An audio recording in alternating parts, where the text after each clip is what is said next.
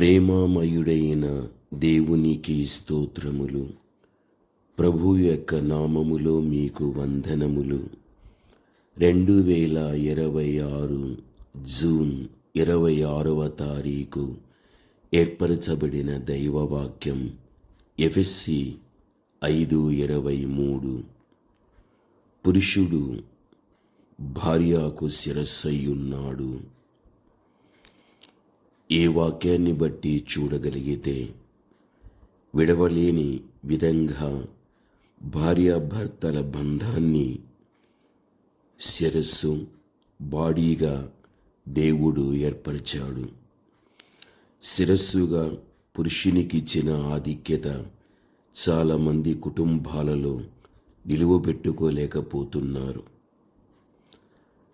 భర్త తానే అన్నీ అన్నట్లుగా భార్యను అధపాతాళానికి తొక్కి ప్రవర్తిస్తూ వ్యవహరిస్తూ ఉంటాడు. ఇది ఏమాత్రం కానీ మంచిది కాదు.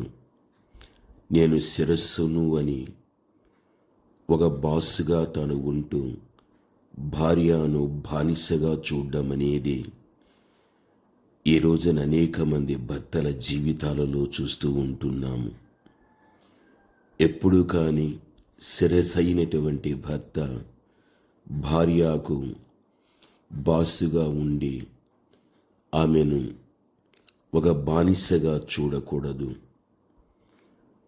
ఎందుకు అనగా శిరస్సు బాడీ దేవుడు ఏర్పాటు చేయగలిగాడు. ఇరువురికి కూడా ఒక గొప్ప ఆధిక్యత దేవుడు ఇవ్వగలిగాడు.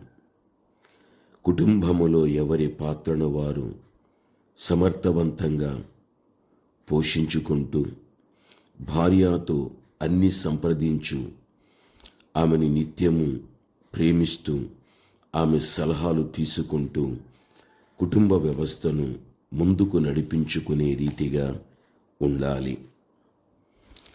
ప్రభువునందు ప్రియమైన వాళ్ళారా, భర్త అయినటువంటి వాడు భార్యను ఇంటిలోనే ఉండి పని చేసుకోవాలి, ఇదే నీ పని అని చెప్పడము జరుగుతూ ఉంటుంది.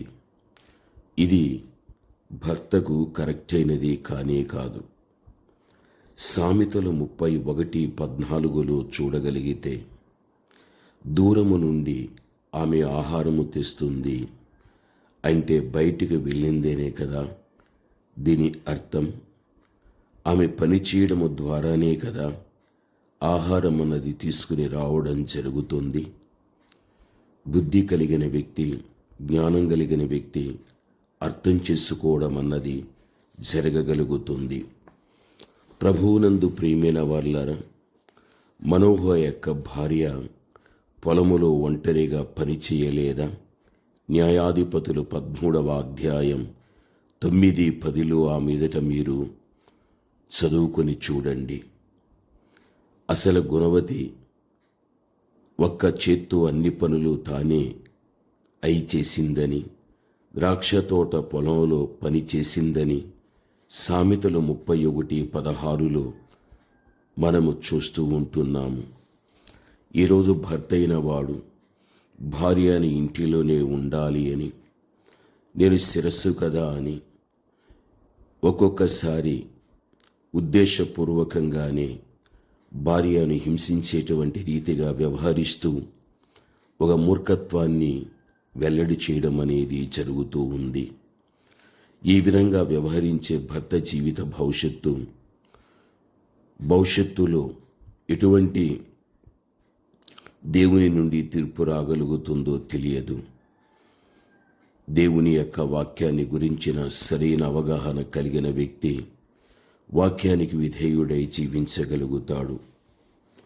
ఒక్కొక్కసారి భర్త అయినటువంటి వాడు తన యొక్క ఛాందస్సం చూడగలిగినట్లయితే, మా అమ్మ ఇలా చేసేది నీవెలా చేయడము లేదని భార్యను తిండి విషయంలో కానీ, కట్టుబాటు విషయంలో కానీ, మరి ఏ విషయంలో కానీ హేళన చేస్తూ ఉద్దేశపూర్వకంగానే ఆమెను హింసించటానికి, బాధ పెట్టడానికి ప్రయత్నించేటువంటి మూర్ఖత్వపు కలిగినటువంటి భర్తలు కూడా ఈ రోజుల్లో లేకపోలేదు. అది వారికి ఒక సంతోషంగానే ఉండగలుగుతుంది. కుటుంబ వ్యవస్థలో భర్త అయిన వాడు భార్య విషయములో ఈ విధంగా ఏమాత్రం కానీ వ్యవహరించకూడదు. అలా వ్యవహరించడం ద్వారా భవిష్యత్తులో దేవుని యొక్క నిర్ణయం అనేది తన పట్ల ఎలా ఉంటుందో తెలియదు.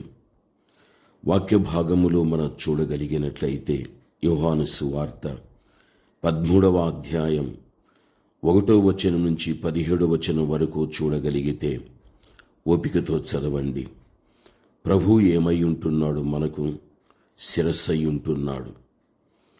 మనకు శిరస్సై ఉన్నటువంటి దేవుడే శిష్యుల యొక్క పాదాలు కడిగాడు కదా. ప్రతిదీ దేవుడు మనకు చేసి చూపించగలిగాడు కదా. ఎంత తగ్గింపు స్వభావం కలిగినటువంటి దేవాతి దేవుడు. భర్తకు చిన్న రోగం వచ్చిన భార్య పగలు రాత్రులు నిద్రాహారాలు మాని కన్నీళ్లు కారుస్తూ ప్రార్థనలు చేస్తూ సేవలు చేస్తుంది. అదే భార్యకు ఎంత కష్టం వచ్చినా భర్త అంత తొందరగా రియాక్ట్ అవ్వడు. పైగా కొంచెం కొరప్రాణం ఉంది కదా, నాకు మరికొన్ని సేవలు చేయి చచ్చిపోతా అన్నట్లుగా ప్రవర్తిస్తాడు. నిండు గర్భిణీగా ఉంటూ కూడా అన్ని పనులు స్త్రీలే చేసుకుంటారు. అంతేకాదు, ప్రసవానికి పుట్టింటికి వెళ్ళవలసి వస్తే నా భర్త పరిస్థితి ఎలాగా అని ఎంతో వేదన కూడా పడుతూ ఉండగలుగుతారు. మరి ఆ భర్త యోసేపు వలె ఆదరిస్తున్నవారు ఈ రోజుల్లో లేరు. ప్రభువునందు ప్రేమినటువంటి వాళ్ళ భార్యకు చిన్ని సహాయాలు చేయడం నామోషి కాదు. ఈ విధంగా ఆమెకు కొంచెం సహాయం చేయడం ద్వారా ఆమె శారీరక మానసిక అలసటను టెన్షన్ కూడా తగ్గించినటువంటి వారై ఎక్కువ ఆరోగ్యవంతులుగా చేయడం అనేది జరగగలుగుతుంది. అది ఓ విధంగా మీకే మేలుగా ఉండగలుగుతుంది. లేకపోతే ఆమె ఒక్కసారి మంచాన పడితే తర్వాత మీరు పడే బాధ ఇంత అంతా కాదు. ఇది కూడా మీరు గ్రహించవలసిన వ్యక్తులై ఉంటున్నారు. దేవుని యొక్క బిడలైన మనం నిజముగా ప్రభువుని నమ్ముకుని ప్రభు యొక్క బిడలగా మనము జీవించుచున్న సందర్భములో ఇటువంటి దేవుని యొక్క వాక్యాన్ని నీ వినుటను బట్టి ప్రభువునందు ప్రేమినటువంటి వాళ్ళారా, భర్తగా కుటుంబ వ్యవస్థలో నీ పాత్ర ఏమిటో వాక్యరీతిగా గ్రహించని నీవు ఆ విధంగా జీవించడం నువ్వు నేర్చుకోవాలి. అప్పుడే నీకు దీవెన. పరమ తండ్రి కుటుంబ వ్యవస్థలో భర్త అయిన వ్యక్తి ఇవ్వడిన హెచ్చరికలు ఏవైతే ఉన్నాయో వాటిని పాటించి భార్యకు మంచి భర్తగా జీవించే కృప మీరు చూపమని యేసు నామములో ప్రార్థిస్తున్నాము తండ్రి. ఆమేన్.